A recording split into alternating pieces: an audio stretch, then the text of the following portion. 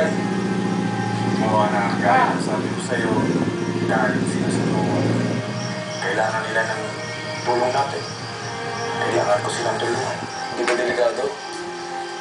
Tay, di ba sabi mo, titigil mo na yung mga pinaggagawa mong yan? Huli na to, ma'am. At hindi lang ito para sa kanila. Para sa atin din ito, sa ating mga tao. Hindi ko maintindihan, tay. Tiwala ka lang. Kailangan gawin ko to.